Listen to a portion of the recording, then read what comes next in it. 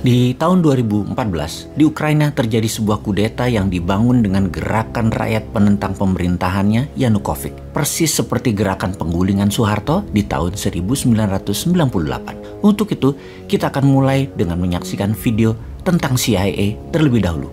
Bagaimana CIA menggulingkan sebuah pemerintahan. Baru cerita tentang bagaimana operasi intelijen CIA di dalam kudeta pemerintahan Yanukovych di tahun 2014 di Ukraina. Video kali ini disponsori oleh Dinaran, sebuah platform jual beli emas yang bisa menjadikan emas sebagai alat tukar, berinvestasi sekaligus memiliki ATM rupiah atas emas yang diletakkan di kastodian Dinaran. Rupiah Anda bisa diambil di seluruh ATM di Indonesia dan bisa melakukan transfer antar bank ke semua rekening bank. Untuk bergabung, klik aplikasi Dinaran di Google Apps dan Apple Store. Kita saksikan videonya. Bukan menjadi rahasia lagi kalau CIA, lembaga intelijen Amerika, sering menggulingkan sebuah pemerintahan yang sah. Ada 5 hal yang mereka lakukan dan sampai sekarang mereka masih tetap melakukannya. Yang pertama yang dilakukan adalah, dan yang ini adalah paling sering, yaitu membiayai oposisi. Cara ini adalah cara yang paling aman dan metode paling murah dari CIA. Bisa hanya memodali memberi uang kelompok oposisi atau memodali mereka yang akan melakukan kudeta. Iran di tahun 53, Vietnam di tahun 63, Brazil, Guatemala, salah satu operasi intelijen dengan model ini yang dilakukan oleh Amerika. Cara nomor 2 yang paling sering dilakukan adalah dengan assassination atau pembunuhan. Membunuh pemimpin lalu menggantikan dengan pemimpin yang pro-Amerika. Misalnya Patrice Lumumba di Kongo dan banyak lagi pemimpin-pemimpin berbagai negara yang tidak jelas kematiannya tapi didesain oleh Amerika agar digantikan dengan pemimpin yang pro-Amerika. Lalu cara ketiga yang paling sering dilakukan oleh CIA adalah melumpuhkan ekonomi atau dalam bahasa akademinya adalah economic assassination. Perang tarif dengan Cina, embargo perdagangan, dengan cepat akan merubuhkan sebuah negara seperti Kuba sampai sekarang di embargo. Kemudian Chile di tahun 70-an ketika Allende yang melakukan nasionalisasi atas aset-aset Amerika membuat Presiden Nixon memerintahkan CIA dengan kalimat "Make Chilean Scream" atau membuat bangsa Chile menjerit. Yang terakhir, Pinochet mengkudeta Allende. 2 hal itu dilakukan di sana. Tekanan secara ekonomi lalu mendukung kudeta oposisi. Lalu saat ini misalnya serangan mata uang lira di Turki yang menjatuhkan 40% nilai Turki dalam setahun terakhir dan membuat banyak investasi keluar dari Turki. Kemudian juga Venezuela diserang dengan economic hitman sehingga inflasinya lebih dari 1000%. Indonesia di tahun 1997 adalah bagian dari economic assassination untuk merubuhkan rezim Soeharto. Kemudian saat ini yang paling sering dipakai adalah nomor 4, yaitu pengambil alihan kendali atas media. CIA akan membeli koran, membeli TV, membeli radio untuk merubah opini publik dan melakukan kampanye anti penguasa yang anti Amerika. Di Italia, CIA pernah membeli koran Rome Daily American agar Italia tidak jatuh ke tangan komunis. Namun sekarang petinggi CIA pernah berkata lebih gampang membeli wartawan dan redakturnya daripada membeli koran atau media. Karena itu, banyak sekali sekarang foreign jurnalis yang dibayar oleh CIA dan di media warfare ini kuncinya adalah kendali informasi di mana sekarang meluas ke internet dan medsos dengan analitik strateginya. Terakhir adalah membangun kepanikan atau menciptakan chaos, menciptakan ketegangan sosial. Seringnya ada demo atau street protest, itu adalah bagian menciptakan kekacauan atau chaos. Turun ke jalan berdemo adalah CIA style sekali. Coba lihat, coba ingat-ingat di Indonesia yang sedikit-sedikit turun ke jalan, belakangnya pasti siapa? Kita bahas detailnya di chapter yang lain. Dan pastikan mereka yang turun ke jalan itu tidak tahu apa motif asli demo tadi. Itu adalah kunci sukses demo. Misalnya tokoh Iran Muhammad Mossadegh yang menasionalisasi aset minyak Inggris di tahun 53, digalanglah demo besar-besaran sampai terguling. Dan kemudian boneka Amerika, Shah Iran dijadikan monarki lagi. Juga demo panjang Hong Kong saat ini. Demo besar misalnya kemarin di Malaysia untuk menggulingkan Najib yang pro Cina beberapa tahun yang lalu. Ini semua adalah sedikit informasi tentang organisasi rahasia dan bagaimana operasinya. Dan masih banyak lagi yang sebenarnya kita tidak tahu. Jadi ke depan ada baiknya Indonesia hati-hati. Kita harus punya strategi berlapis dan bermain cantik. Baru nanti kita salib mereka semua di tikungan. Barulah Indonesia bisa jadi negara besar.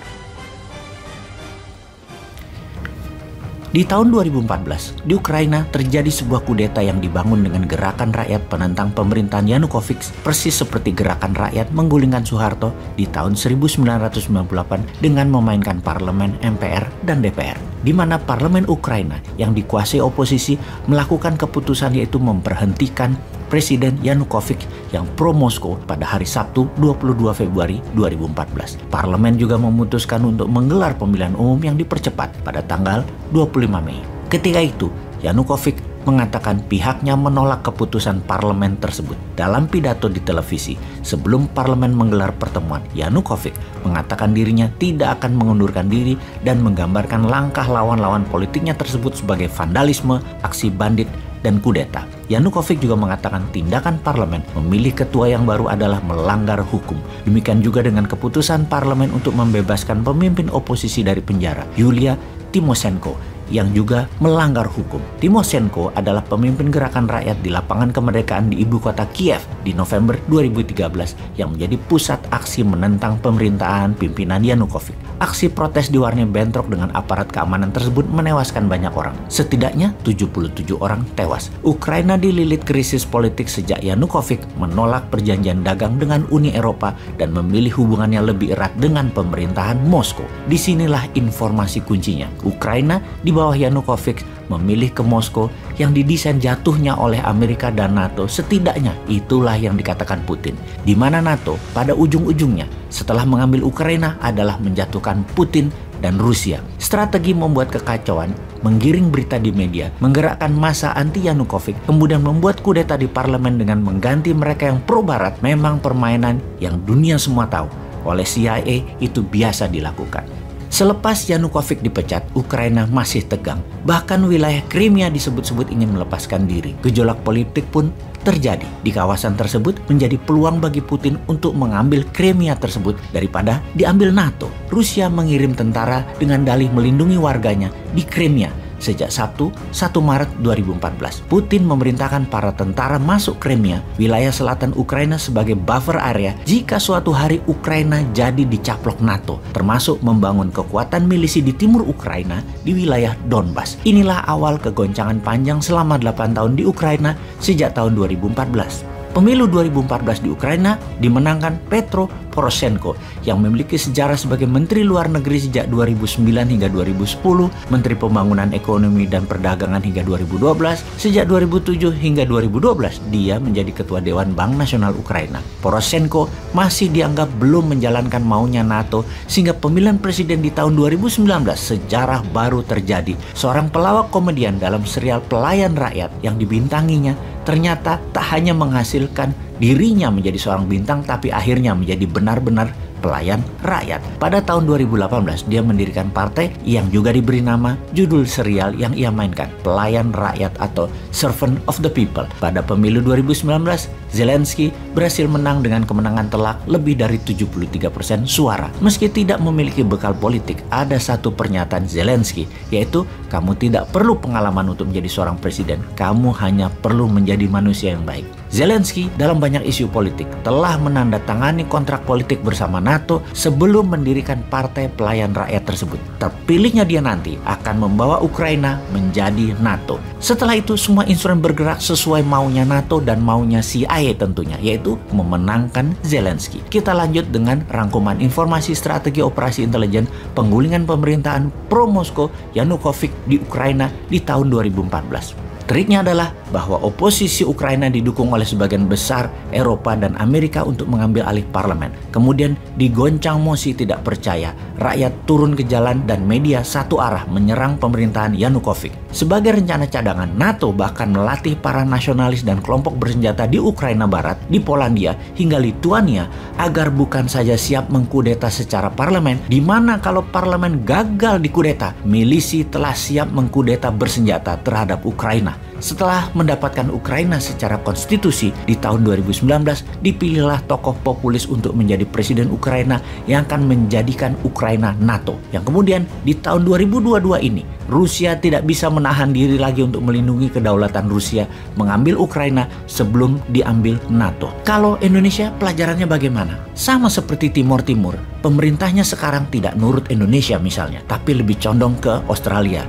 Dan tahu-tahu Timur Timur ikut kuat dalam Fakta Pertahanan Australia, India, Jepang, dan Amerika, atau mau ikut AUKUS Australia, Inggris, Amerika, atau gabung FPDA. Five Power Defense Agreement, 5 negara Commonwealth, Malaysia, Singapura, Inggris, Australia, dan New Zealand. Yang pasti Timur diinvasi sama Indonesia kalau Indonesianya nyalinya memang negara superpower. Ngomong-ngomong, apakah yang menjabat sekarang begitu pikirannya apa tidak? Apakah mikirin buffer country seperti wilayah Sarawak, Malaysia, Singapura, Papua Nugini, Timur? Apa karena merasa negara kepulauan Selatan Pasifik bukan negara agresor? Negara Australia juga bukan agresor. Singapura bukan agresor. Nggak usah dipikirin gitu. Jangan gitu deh, nanti kaget loh kalau mereka nyerang.